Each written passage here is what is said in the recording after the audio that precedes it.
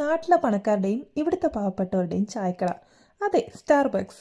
അവിടെയാണ് നമ്മളിപ്പോൾ നിൽക്കുന്നത്. വേറൊന്നുമല്ല, ഒരു കാപ്പി കുടിക്കാനായിട്ട് വന്നതാണ് ഞാൻ രാവിലെ.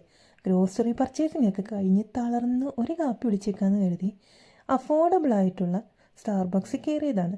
അഫോർഡബിൾ എന്ന് ഞാൻ പറഞ്ഞു ഇവിടുത്തെ രീതിയിലാണ് കേട്ടോ. ഇവിടുത്തെ ബാക്കിയുള്ള കടകളെ അപേക്ഷിച്ച് സ്റ്റാർബക്സ് ഒരു അഫോർഡബിൾ ആണ് നമുക്ക്. ദേ, എൻ്റെ പേര് ഇപ്പോഴും തെറ്റിച്ച് തന്നെ അവർ എഴുതിയിരിക്കുന്നത്. ഈ പേരെഴുതുന്ന സമ്പ്രദായം കൊള്ളാമല്ലേ? അത് വേറൊന്നും കൊണ്ടല്ല, ഓർഡർ തെറ്റിപ്പോകാതിരിക്കാൻ വേണ്ടി മാത്രം അവർ തുടങ്ങുന്നൊരു പരിപാടിയാണ്. അല്ലാതെ നാട്ടിലെ പോലെ വലിയ സംഭവമൊന്നും അല്ലത്. പിന്നെ ദേ, വരുന്ന വഴിക്ക് ഈ ബ്രിഡ്ജ് കണ്ടോ? ഇതെനിക്ക് ഭയങ്കര ഇഷ്ടമുള്ളൊരു സ്ഥലമാണ്. ഇവിടെ ഇപ്പോൾ സമ്മർ ആയതുകൊണ്ട് എല്ലാ പൂവും പൂത്ത് തുടങ്ങിയിട്ടുണ്ട്. ദേ, വെറും ഒരു പുൽത്തകിടിയാണിത്. ഇത് തന്നെ കാണാൻ എന്ത് ഭംഗിയാന്ന് നോക്കിക്കേ.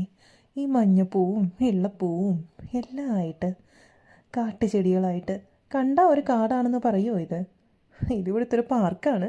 പാർക്കെന്നൊന്നും പറയാൻ പറ്റില്ല, ഒരു പുൽത്തകിടി.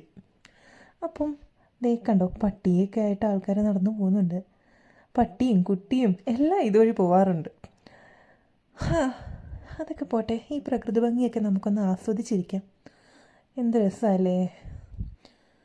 ആ പൂവ് നോക്കിക്കേ, മഞ്ഞപ്പൂവ്. അതെനിക്ക് ഭയങ്കര ഇഷ്ടമാണ്. പക്ഷേ ഇതൊക്കെ കാണാനുള്ളൊരു ഭംഗിയേ ഉള്ളൂ. ഇതിൻ്റെ അടുത്തേക്ക് വന്നു കഴിഞ്ഞാൽ ഇതേ പൊട്ടിൻ്റെ അത്രയും വലിപ്പേ ഉള്ളൂ. ദേ, അതൊക്കെ കഴിഞ്ഞതേ ഞാൻ അവിടെ നിന്ന് കുറേ ഫോട്ടോഷൂട്ടൊക്കെ കഴിഞ്ഞു. വീണ്ടും വീണ്ടും ഈ ഫോട്ടോയും വീഡിയോയും ഒക്കെ എടുത്തു. ദേ, ഈ പൂവിൻ്റെ അടുത്ത് പോയിട്ട് സൂം ചെയ്തു എടുത്തു. ഇതൊക്കെ കഴിഞ്ഞപ്പോഴാണ് മനസ്സിലായത് ഒത്തിരി ലേറ്റ് ആവുന്നു. പിന്നെ ദേ ഓടി വീട്ടിൽ പോയി. ശരി, അപ്പോൾ ഇത്രയൊക്കെ ഉള്ളൂ.